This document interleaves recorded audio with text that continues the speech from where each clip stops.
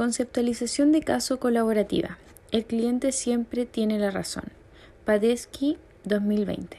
El objetivo de este artículo es ilustrar dos tipos de conceptualización de caso con ejemplos, de manera que sea usado como una guía para los terapeutas al momento de aplicar uno de los modelos de conceptualización de caso.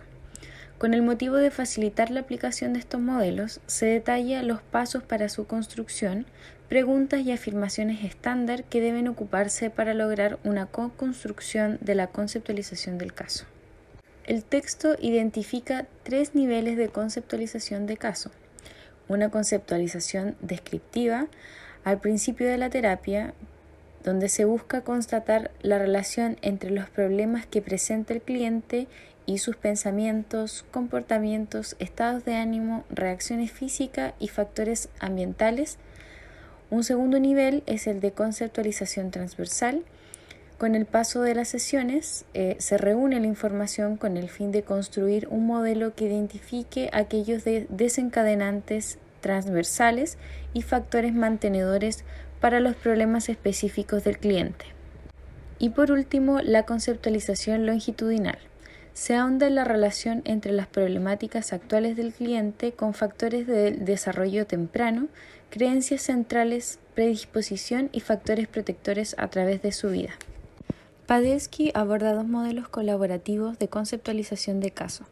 Desde un nivel descriptivo podemos utilizar el modelo de 5 partes y a un nivel transversal el modelo caja, flecha, entra y flecha, sale. El modelo de 5 partes puede usarse para casos sencillos y complejos que incluyan comorbilidad. Debido a que además incluye factores ambientales, es adecuado para conceptualizar problemas desencadenados por factores socioculturales como discriminación, estrés financiero, violencia familiar, entre otras. Ambos modelos permiten incorporar una comprensión de los puntos fuertes del cliente y los factores culturales. Compromete al cliente a considerar cómo diferentes aspectos de su vida se conjugan y contribuyen a los problemas que la aquejan. Estos modelos proporcionan un mapa visual que el cliente y terapeuta pueden usar colaborativamente para comenzar a construir el plan de tratamiento. Además, los clientes se sienten más empoderados a participar más activamente y con mayor entendimiento de los pasos de la terapia. Modelo de 5 partes. Se aborda una pauta o guía de entrevista donde se sugiere tomar nota de 5 partes de la experiencia del cliente, las cuales son vida, ambiente, estado de ánimo, pensamientos, comportamientos y reacciones físicas. El modelo se construye paso a paso con el paciente y es un resumen que nace desde su propia narrativa. Dando paso a la construcción del modelo de 5 partes, se dibuja en primer lugar un círculo. Arriba se ubican aspectos de su vida, ambiente. Como terapeutas podemos acceder a esta información a través de intervenciones como: ¿podrías darme una lista de cosas que me contaste que había pasado en el último año y que podrían estar conectados con tu problema? Luego, a medida que avanza la narrativa del cliente, se van ubicando dentro del círculo los 4 aspectos restantes y se completan con elementos de la experiencia del cliente. Debemos acceder a estados de ánimo, comportamientos, pensamientos y reacciones físicas. La construcción del modelo se realiza en conjunto y se debe dar prevalencia a las ideas del cliente y es quien toma nota de la información en la hoja. El texto ofrece un caso ilustrativo para ejemplificar el uso de este modelo. Mateo, de 38 años, llega a terapia por una depresión mayor, preocupación crónica e insomnio. A través de este ejemplo se recomienda que sea la psicoeducación un elemento que surja del diálogo entre el terapeuta y el cliente durante este proceso, en torno a la relación entre sus pensamientos y estado de ánimo, lo que facilitará el análisis de su propia experiencia. A través de este modelo, Mateo es capaz de identificar estos pensamientos e imágenes que están conectados con su ansiedad y su depresión, que son los problemas que le aquejan actualmente. Modelo de la caja, flecha entra, flecha sale. Este modelo hace un zoom en un problema específico que el cliente quiera entender mejor y cambiar, ayudando a identificar los gatillantes y los factores que mantienen esta situación. Puede utilizarse para abordar un punto específico dentro de una situación general que aproblema al cliente. Por ejemplo, en el caso revisado anteriormente, Mateo consultaba por su ansiedad y su depresión, las cuales le causaban, entre otras cosas, problemas para dormir. El insomnio del paciente podría abordarse de forma más específica entonces con este modelo. Es especialmente útil para problemas que son mantenidos por conductas desadaptativas o patrones de evitación, en particular trastornos de ansiedad, adicciones o problemas interpersonales.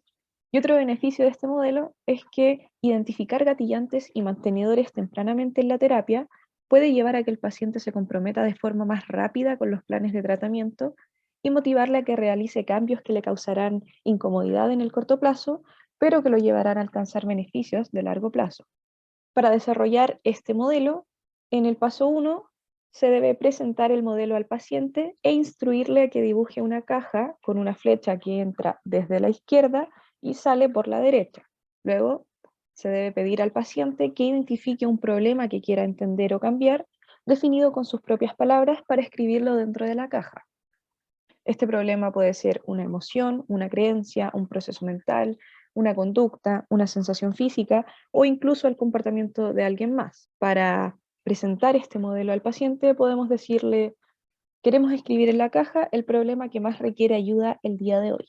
Luego, escribiremos la palabra gatillantes como título en la parte izquierda del esquema. El objetivo es realizar preguntas que ayuden al paciente a identificar situaciones, comportamientos, estados de ánimo, pensamientos, recuerdos, sensaciones físicas, interacciones interpersonales u otros factores que gatillen el problema de la caja.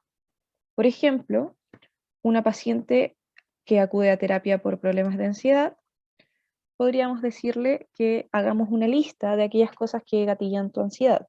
Luego debemos preguntar acerca de qué tipos de pensamientos vienen y siempre explorar más profundamente los detalles. Por ejemplo, ¿son imágenes, son narrativas, es como una película, etcétera, para poder identificarlos con precisión?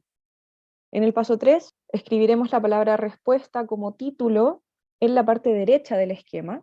Y el objetivo es identificar las respuestas que el cliente manifiesta luego de que el problema en la caja es gatillado.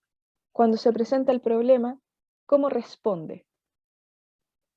Es importante identificar tanto los comportamientos desadaptativos, como por ejemplo la evitación, así como los comportamientos de seguridad.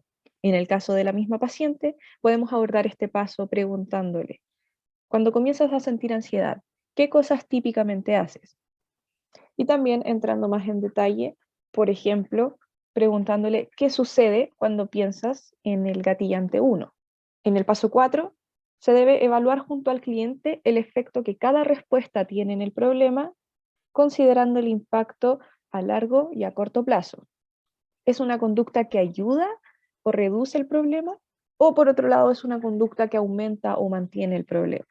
Dibujaremos una flecha desde las respuestas de vuelta a la caja si es que mantienen o aumentan el problema. Dibujaremos una estrella al lado de las respuestas que disminuyen o mejoran el problema a corto plazo y encerraremos en un círculo aquellas respuestas que disminuyen o mejoran el problema a largo plazo. En el mismo ejemplo, podemos preguntarle a la paciente: ¿algunas de estas respuestas ayuda a bajar la ansiedad? Si alguna de esas lo hace, podemos decirle: ¿esta respuesta que mejora tu ansiedad te hace sentir mejor de forma definitiva o solo por un rato? Y siempre indagando más en los detalles. ¿Por qué crees que pasa eso? En el paso 5 se debe discutir con el paciente lo que puede aprender del dibujo que acabamos de realizar. Para esto, se utiliza el diálogo socrático para ayudar al paciente a generar conclusiones sobre las relaciones entre sus respuestas y el problema de la caja. Debemos expresar empatía sobre cómo el patrón recurrente del cliente, a pesar de que lo mantenga atrapado en este problema a largo plazo, puede ayudarle a sentir mejor en el corto plazo, y preguntarle al cliente qué podría hacer fuera de este patrón para realizar un cambio que le ayude efectivamente a largo plazo. Siempre debemos tener en consideración los principios de intervención basados en la evidencia y considerar las fortalezas del cliente para construir esta conceptualización. En el ejemplo de la paciente, podemos ver que tus respuestas tienden a mantener tu ansiedad. Quizás te dan algunas horas de alivio, pero luego vuelves a preocuparte. Parece que estás en un ciclo repetitivo. Con esta frase, la paciente se da cuenta que está dentro de un círculo vicioso y por lo tanto visualiza su problema. ¿Qué ideas se te ocurren para salir de este ciclo que dibujamos? Esta pregunta se puede retroalimentar con el dibujo que tenemos y las flechas que identifican aquellas respuestas que aumentan o mantienen el problema y aquellas que las disminuyen. Y luego, siempre considerando las fortalezas del cliente, ¿hay algo que hagas todos los días que te guste mucho y que no te cause ansiedad? Luego de que el paciente describa estas fortalezas, le vamos a pedir que escriba estas ideas. En suma, este modelo está diseñado para identificar gatillantes y factores de mantención. Se enfoca en un problema recurrente particular, el cual puede encontrarse en un amplio rango de temas, por ejemplo, temas sociales como el racismo, y además las respuestas y gatillantes pueden abarcar también un amplio rango de experiencias personales, ambientales, interpersonales o sociales. Otra característica de este modelo es que ayuda a identificar las respuestas adaptativas del cliente que ayudan a largo plazo, lo cual aumenta el compromiso de los pacientes para generar estos cambios de forma sostenida en lugar de generar respuestas que mantengan el problema. Por otro lado, debemos evaluar las consecuencias que las respuestas desadaptativas generan a largo plazo. Por ejemplo, podrían ser conductas de evitación, uso de drogas o alcohol, y mostrarle al paciente cómo afectan en la mantención del problema. Algunas características importantes del modelo es que ayuda a identificar ciclos repetitivos en la experiencia del paciente. Por otro lado, la conceptualización colaborativa aumenta la motivación para cambiar las cosas. Además, focaliza el trabajo tanto del terapeuta como del paciente hacia intervenciones dirigidas a los factores de mantención. Y finalmente, es importante integrar los elementos de intervención basados en la evidencia que se pueden aplicar a medida que avanza la conceptualización. Por ejemplo, preguntar a pacientes ansiosos sobre conductas de evitación o conductas de seguridad, ya que cuando se identifican las fortalezas o los intereses positivos del cliente, se pueden utilizar para aplicarlos en función del problema. El empirismo colaborativo es un elemento clave de los dos modelos que hemos revisado. Este trae a conciencia los modelos y los tratamientos en la evidencia para guiar las preguntas. También significa que la conceptualización está basada en la información de la propia experiencia del cliente y probada en el tiempo en función de la experiencia del cliente. Y finalmente, en el empirismo colaborativo se espera que la conceptualización sea modificada a lo largo del tiempo para adecuarse a las nuevas situaciones y la nueva información que el paciente lleve a la terapia. El uso del empirismo colaborativo aumenta la probabilidad de que el terapeuta y el cliente co-construyan intervenciones para identificar directamente los gatillantes y los factores de mantención relevantes. Algunas limitaciones, desafíos y consideraciones que hay que tener en cuenta de estos dos modelos es que son apropiados para usar tanto con adolescentes como adultos, siempre y cuando haya una adherencia del terapeuta a los principios de la colaboración, sea ajustado al lenguaje propio del cliente y se ajuste también a los conceptos recomendados por estos modelos. Además, son adaptables a pacientes con deficiencias cognitivas o con menor coeficiente intelectual. Para esto se deben adaptar los modelos mediante una revisión más lenta de los elementos y con énfasis en aquellos que son más significativos, además del uso de un lenguaje simple y la consideración de menos elementos. Finalmente, también es importante considerar que son adaptables a pacientes analfabetos. Se pueden obtener beneficios de ambos modelos si es que se utilizan recursos gráficos para representar las partes del modelo, lo que pueden ser dibujos, fotos, collage, etc. En esta ocasión hemos revisado dos formas de conceptualizar. Por un lado tenemos el modelo de 5 partes, el cual demuestra la relación entre la experiencia del cliente y los contextos ambientales y culturales. Esta es una conceptualización comprensiva que incorpora la presencia de la comorbilidad diagnóstica y los factores socioculturales. Por otro lado, tenemos el modelo de la caja flecha entra, flecha sale.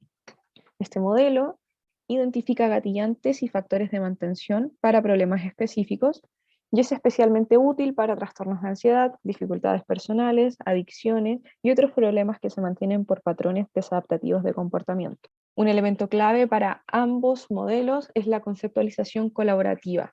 Esta facilita el entendimiento del problema y la correcta inclusión de la información relevante.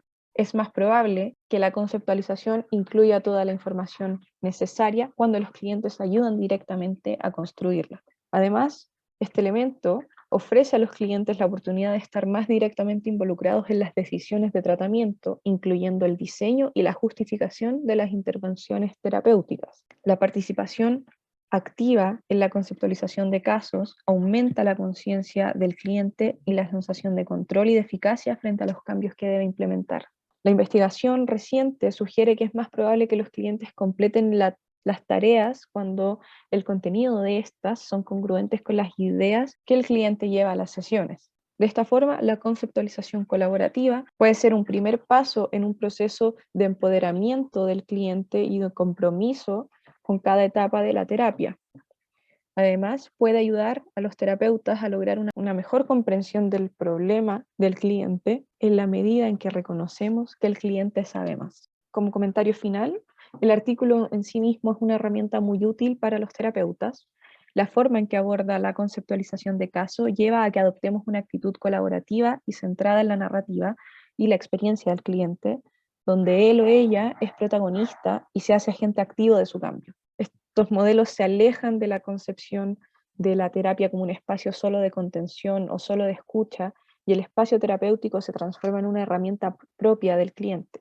Ambos modelos presentan elementos de fácil comprensión, simples y que permiten al cliente visualizar su problema y tomar distancia para ver con claridad y actuar sobre él. Al mismo tiempo, es destacable que sugiere al terapeuta basarse en los puntos fuertes del cliente para promover su empoderamiento y que se conviertan en los agentes de cambio de su vida. Por otro lado, ambos modelos poseen sus limitaciones. Es muy importante tener en cuenta que estos modelos pueden funcionar con personas con déficit cognitivos, pero siempre y cuando se consideren las características de dicha situación y se adapte el modelo a versiones más simples. Si bien esto podría no lograr el mismo resultado, pueden obtener beneficios de la construcción mutua del problema. Y además, las adaptaciones son menores y realizables en cualquier contexto terapéutico. En suma, es una herramienta que vale la pena considerar. Muchas gracias por su atención.